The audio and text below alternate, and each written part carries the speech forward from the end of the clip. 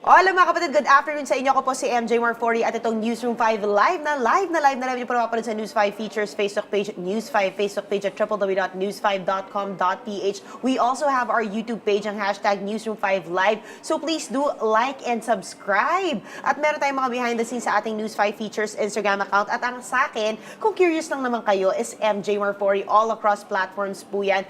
Ang pag-uusapan naman natin this afternoon, napaka-diverse, di ba? From singing, dancing, mga indie na film fest. Ngayon naman po, pag-uusapan natin ng kalusugan dahil kumakalat na po pala. Hindi ako nang-aalarma, totoo po ito. We have a doctor here right now to talk about it, ang hepatitis C. So Miss Dr. Janus Ong is here with us this afternoon from the Hepatology Society of the Philippines. O, diba? Bonggang-bongga. Para talagang to give us more details about it at para ma-equip tayo at malaman natin tungkol saan ba ito, para ba ito iiwasan o gagamutin. Good afternoon, Doc. Thank you so much for joining us this afternoon. Good afternoon. Thank you for having us here Okay. this afternoon. So, let's go straight to it. What is hepatitis C?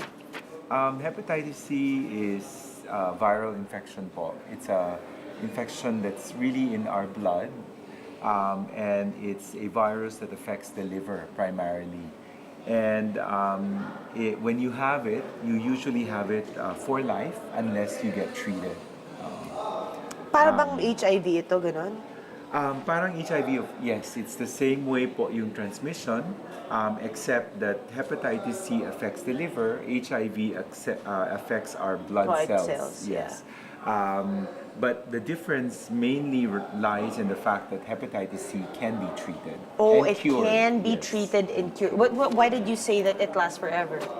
If you don't get treated, then you will Okay, have got it, for got it. as long as you don't get treated. Okay, Yes. if you don't get treated, ilang years? Char. Well, if you May don't timeline ba tayo? If you don't get treated, then after about 20 to 30 years, you can develop cirrhosis, yung naninigas yung atay mo, or liver cancer.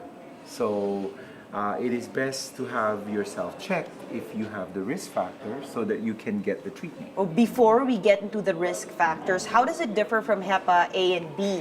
Kasi alam ko yung B, tama ba yung sa mga nakukuha sa mga street food, ganyan, yung mga pinagkakalat nila, may jaundice, ganyan. Well, no. Actually, B is similar to hepatitis C. Okay. Bale pareho sila that the way they get transmitted is through blood products and body fluids.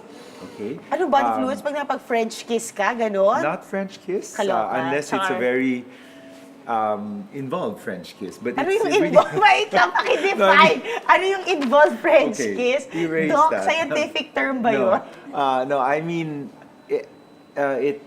so hepatitis B and C po, like HIV, Okay. it's transmitted through blood and body fluid. Meaning mga injections? Yes, so if you get transfusion with infected blood, or if you share needles with somebody who has an infection, or sexual intercourse, it can be transmitted mother to child. Also, Pag may HEPA si mom, pwede si baby. yes, B, hepatitis, HIV, hepatitis C. All of them can be transmitted during childbirth. Okay? So, whereas hepatitis A is what you mentioned, yung through food. Yun yung oral fecal route. No? So, through contaminated food, and that would be hepatitis A infection. So, magkaiba sila. Okay. Pero magkapareho yung B and C. Okay, so C, yun na nga po. Ano po yung risk factors to say that I need to get checked if I do have it? Okay, so, well, as I said, to know the risk factors, we need to know the way you can get it, which I just mentioned. Okay, the through blood or body intercourse, fluids. So the main risk factors are if you received blood transfusion in the early part of the 1990s or earlier, before most of the blood products were screened for hepatitis C. If you've ever, injected drugs, even once in your life, if you've been curious and injected drugs, so that would be another risk factor po, especially if the paraphernalia po was shared. If you are in a relationship with someone who also has hepatitis C, for example, and just get the results very quickly. or you can go to a lab and get yourself tested as well there. But that would be a blood draw. Okay, all right. And how much is that? Oh, the cost, I think it's about 400 to 500 pesos in different labs. Okay. So, just about this, mag-post pala ng questions yung mga netizens. Pwede kaming mag-receive ng mga tanong. Actually, meron na nga kaming mga nauna. O, eto na sila. Ayan. Eto, Doc, totoo ba na isa sa symptoms ay paninilaw? Paninilaw kapag late na po, no? Kasi nga, it's a blood infection, but it affects the liver. So when the liver becomes damaged, and in the late stages po ng liver damage, pwede pong manilaw yung pasyente, pwedeng mangayayat, o yung sinasabi po nilang lumalaki ang tiyan kasi may tubig po sa tiyan. But that would be late po in the illness. Okay, eto, treatment din ba ang transplant? Ang transplant, treatment lang po kapag ang atay sobrang damage na. So, Okay. irreversible damage, then transplant lang po ang treatment. What we want to do po is to encourage everyone to be tested early so they can be treated and they don't get to transplant at all. Okay. Yeah. And gaano daw katagal ang gamutan nito when they start taking those oral pills? And what are those, Yeah. what are in those Okay. oral pills? Well, maybe I should just put this into perspective because before, about 3 years ago, we had drugs that were not very effective, but we were using them, no, and they were quite inconvenient because it was an injection every week for 1 year, no.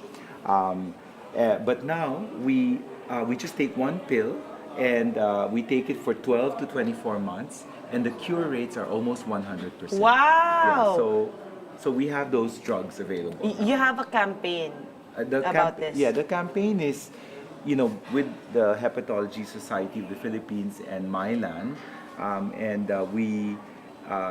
it's to raise awareness, as I said. Do you have a because fun we- run or talk Well, or activities the main, in line? the main activity, because it is to increase testing, to encourage people to be tested, is testing, screening initiatives po. And there is a website where people can go and they can register, and there will be a series of questions there where after they answer all of the questions, they will be given a result either by email or by SMS. Parang ano pala yan, no, sa magazine? A, B, or C? Alin ka doon? Yeah. Parang ganon, Yeah, di pero ba?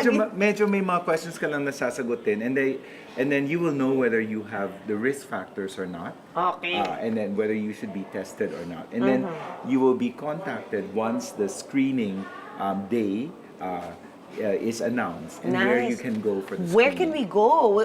What website is The that? website is, let me make sure I get it right. It's beathepcph.techinitiatives.in. Okay, I lalagyan hope na they din daw nila sa flash card it, dyan yeah. yun para ano, no, ang haba eh. Mahaba. BeatHepC. Dot BeatHepC, naka-flash siya. Okay. Ayan na, guys. So, do you have any hotline number, Doc Janus, that we could call? Pwede ba kaming sumangguni sa Instagram, sa Facebook, ganyan? Well, our society has a Facebook page, so they can also contact us through that with the Hepatology Society of the Philippines Facebook page, and we have our contact there as well.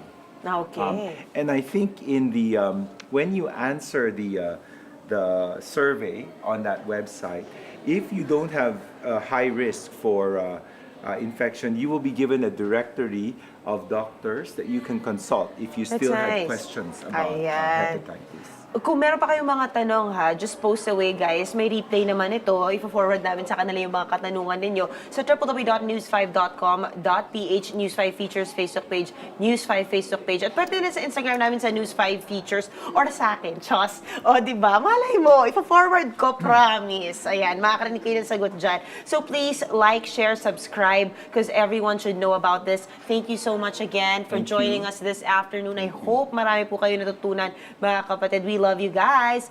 Ta-ta!